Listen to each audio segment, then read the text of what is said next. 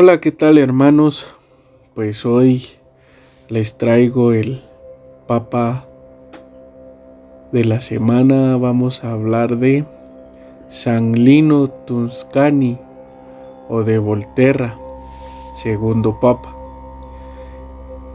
Él fue mártir, fue el primer obispo de Roma. Fue el segundo Papa después de San Pedro, lógico, ¿verdad? Lo sucedió en el año 67, o sea, después de su muerte. Fue después de Cristo, ¿verdad? Luego de que el santo apóstol recibiera la corona del martirio. Fue el sumo pontífice de la Iglesia Católica entre el año 67 y el 76. Debido a que va a tratarse el segundo Papa. Él es muy enigmático debido a la información que se tiene, o que es conservada. Es muy poca la información que se tiene de este Papa, por eso es que es muy enigmático. Sus orígenes, dice que nació en Tucía a finales de los años 20, a principios de los años 30. Miembro de una familia muy cristiana. Dice que Lino desarrolló buena parte de sus actividades en el seno de la comunidad. Fue muy religioso. Acuérdense, en aquel momento la religiosidad era muy perseguida. Su papá fue de Herculano y su madre Claudia. Aquella misma cuyo elogio hace al apóstol San Pablo, escribiendo a Timoteo desde la prisión. Desde la prisión. De entre 9 y 10 días antes de su muerte. Lo que da a entender de que la familia de San Lino fue una familia muy cristiana, porque fueron seguidores de San Pedro y San Pablo, pero cuando ellos llegaron a Italia, se dice que San Pedro lo reconoció a San Lino en un natural y tan bello ser, una piedad tan pura, tan sólida y tan sobresaliente, un fondeo de capacidad y de prudencia tan grande y un celo tan generoso y a prueba de todo, en un tiempo en que la tierra y recién nacida la Iglesia tenía tanta necesidad de buenos fieles ministros. De eso se dio cuenta San Pedro. Dice que es probable que su actividad se centrara en Volterra primero, después a Roma. Se sabe a ciencia cierta que conoció personalmente a por lo menos 3 de los apóstoles. ¡Qué gloria! Y que mantuvo una fluida relación con su predecesor San Pedro. Probablemente fue Lino quien ejerció de número 2 de la primigenia iglesia durante la persecución de Nerón. Esto que fue en 64 y en el 67, hasta el punto de que Pedro le eligió para sucederle en caso de fallecimiento, o de que, como ocurrió finalmente, fue martirizado por los romanos. Eso es lo que se habla de San Lino en sus orígenes, ¿verdad? Su prepapado. Se dice que San Pedro lo reconoció a Lino por una piedad tan pura, tan sólida y tan sobresaliente, un fondeo de capacidad y de prudencia tan grande y un celo tan generoso y tan a prueba de todo, en un tiempo en la que la tierna y recién nacida Iglesia tenía tanta necesidad de tantos buenos fieles ministros.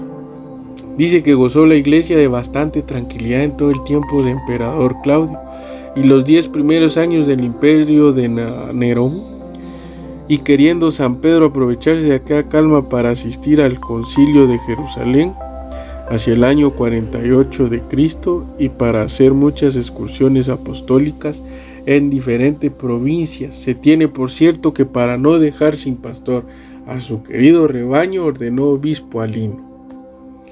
Eso hizo San Pedro. Lo hizo vicario suyo en Roma junto con Clemente durante el tiempo de su ausencia. También dice que Pedro envió a Lino a las Galias para que llevase a ellas la luz de la fe, lleno del mismo espíritu que animaba a los apóstoles. Atravesó los Alpes, entró en aquella vasta región en que reinaba la idolatría. Solo dense cuenta. Y disculpe que saque esto ahorita, pero nos habla los hermanos separados que somos idólatras. Llegó a Besanzón, ciudad célebre sobre el río Doux, y de la cual se hace mención en los comentarios de César. Como algunos centenares de pasos antes de la ciudad, encontró Lino a un oficial llamado Onocio, que era orador. Aprovechando Lino aquella ocasión para anunciar a Jesucristo, le dijo a Onocio, escuchen bien esta historia de Lino, a Onocio: yo adoro al único y solo Dios verdadero, decía Lino, todopoderoso y eterno creador de todas las cosas, a quien ruego que te sea principio propicio también. Este solo verdadero Dios tiene un único Hijo, tan eterno y tan poderoso como Él. Y su único Hijo, movido de la ceguedad y miseria de los hombres, se hizo hombre por la salud de los mismos hombres. Se llama Jesucristo. Y quiso morir en la cruz por nuestros pecados. Es verdad que era para demostrar que era también Dios. Resucitó por su propia virtud a tercer día después de su muerte. Ahora vive en el cielo y vivirá eternamente en él, en compañía de los que abracen su religión. Guardaré sus mandamientos y moriré en su gracia. Se cuenta lo que le dijo a Onocio. ¿Y qué pensó Onocio oyendo esto? Ya fuerse por ligereza o por burla, se echó a reír. Dense cuenta. Solo dense cuenta.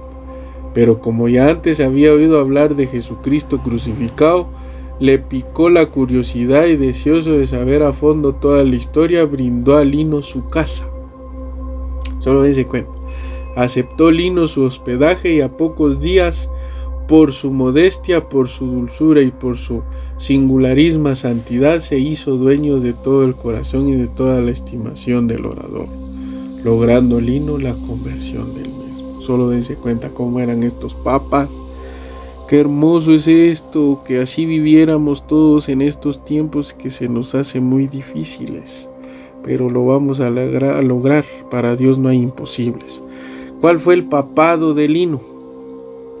Se dice que después de la persecución de Nerón, durante la cual sufrieron el martirio los apóstoles Pedro y Pablo, que ustedes ya saben cuál es la historia, está ahí.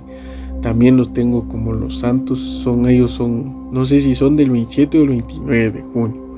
La historia de la iglesia romana por más de un siglo se nos presenta envuelta en una densa oscuridad, dice, rota por uno que otro rayo de luz. En el último cuarto del siglo II encontramos testimonios atendibles sobre los primeros 12 obispos que ocuparon sin interrupción la sede apostólica. San Ireneo, obispo de León, que seguramente estuvo alguna vez en Roma, es quien nos presenta esta lista en sus Adversus Aereses. Ahí lo pueden investigar. Después de haber fundado y establecido la iglesia de Roma, los bienaventurados apóstoles Pedro y Pablo confiaron la admiración a Lino, a quien hablaba San Pablo en la carta de Timoteo. Le sucedió a Anacleto. Lino fue papa por decisión testamentaria de Pedro. Solo dense cuenta. Durante 12 años aproximadamente, del 64 al 76 o del 67 al 76, porque no se sabe bien. Según dice, el día de San Pedro es el día de su muerte, creo que es el 29 de junio, y el de San Pablo, ¿verdad? pero ahí dice del año 64, pero no están seguros si es del 64 o del 67.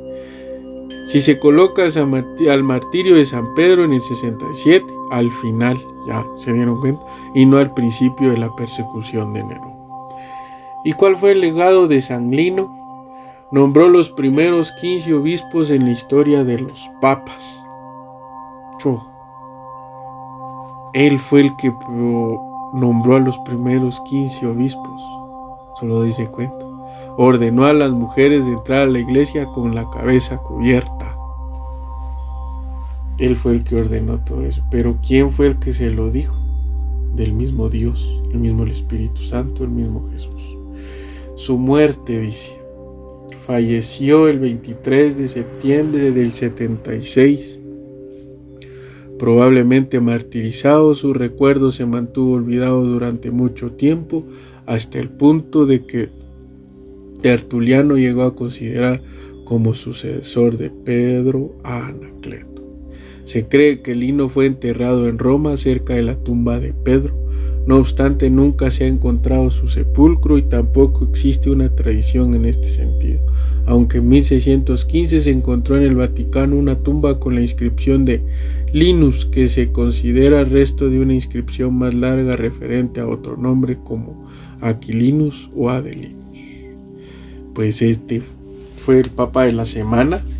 Espero poder subirles a cada semana al Papa, que es el día martes, que ese día es cuando lo subo.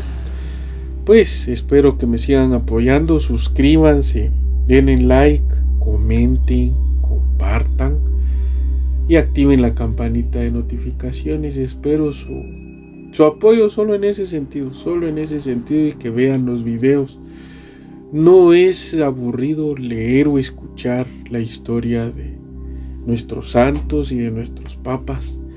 Es algo que debemos de conocer como católicos que somos, para poder seguir en esta misión que desde el momento que nos bautizamos tomamos. Yo sé que algunos de los que escuchan mi video se bautizaron de niños y confirmaron ese bautizo en el sacramento de la confirmación. Muchos se bautizaron ya de grandes como catecúmeno.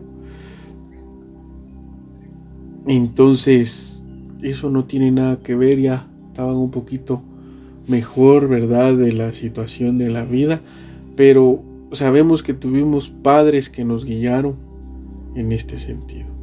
Espero estén bien, que Dios los bendiga y nos vemos en el siguiente video.